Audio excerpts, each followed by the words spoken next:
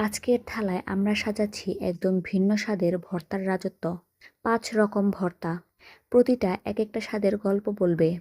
প্রথমেই দেখা যাক ধনিয়া পাতার ভর্তা। ধনিয়া পাতার ভর্তা, তাজা ধনিয়ার সুগন্ধে পুরো থালার মন মজে যায়।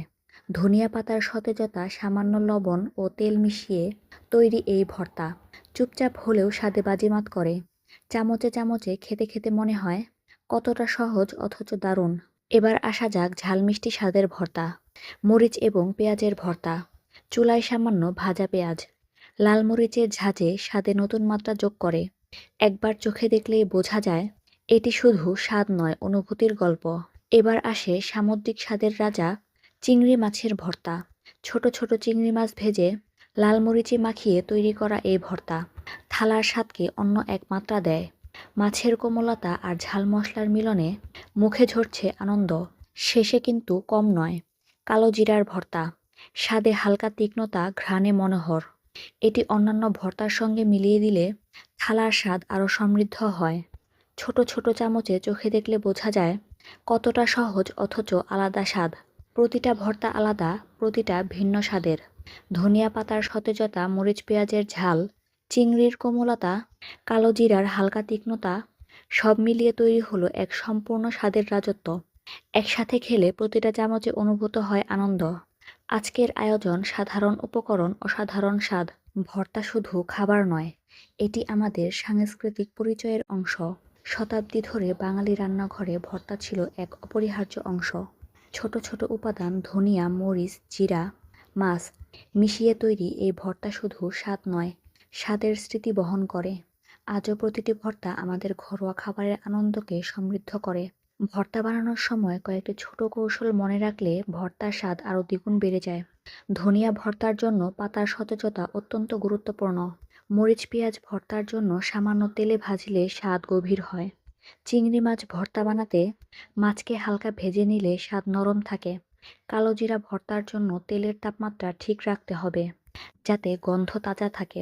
প্রতিটি ভর্তার স্বাদ আলাদা হলেও একসাথে পরিবেশন করলে থালার স্বাদ পুরোপুরি পূর্ণ হয়। ধনিয়ার সতেজতা, মরিচ পেঁয়াজের ঝাল, চিংড়ির কোমলতা, কালো জিরার হালকা তীক্ষ্ণতা মিলিয়ে তৈরি হয় এক অনন্য স্বাদের সমাহার। প্রতিটি চামচে আলাদা আনন্দ, প্রতিটি ভর্তা এক একটা গল্প।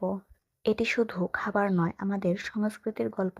ভর্তার রাজত্ব এভাবেই আমাদের থালায় আলাদা স্বাদের আনন্দ নিয়ে আসে। প্রতিটি উপকরণ, প্রতিটি রান্নার কৌশল, প্রতিটি সাজানো থালা সব মিলিয়ে তৈরি হয় এক সেরা অভিজ্ঞতা। আজকের আয়োজন স্মরণে রাখার মতো, স্বাদে, ঘ্রাণে এবং সৌন্দর্যে একেবারে পূর্ণ। ভর্তার সৌন্দর্য শুধু স্বাদে নয়, সাজানো থালার মিলনেও। ধনিয়া পাতার সতেজতা, মরিচ পেঁয়াজের ঝাল, চিংড়ির কোমলতা আর কালো জিরার হালকা তীক্ষ্ণতা একসাথে পরিবেশন করলে থালার স্বাদ আরও সম্পূর্ণ হয়।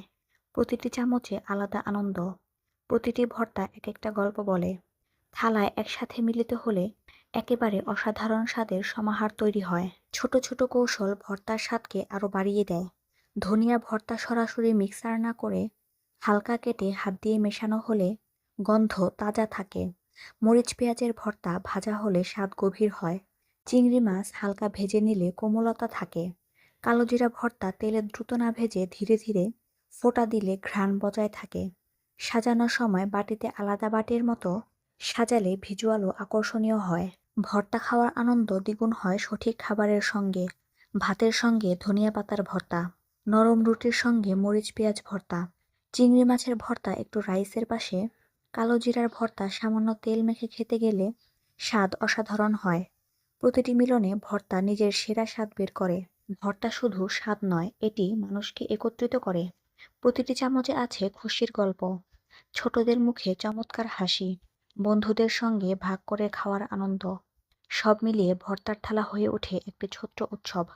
প্রতিটি ভর্তা আমাদের স্মৃতির সঙ্গে জড়িয়ে আছে, ঘরোয়া স্বাদের গল্প। আজকের ভর্তার রাজত্ব, প্রতিটি ভর্তা আলাদা, প্রতিটি ভিন্ন স্বাদের। ধনিয়া, মরিচ পেঁয়াজ, চিংড়ি, কালো জিরা সব মিলিয়ে তৈরি হলো এক অসাধারণ অভিজ্ঞতা। প্রতিটি চামচে এক একটা গল্প, প্রতিটি ভর্তা এক একটা আনন্দ।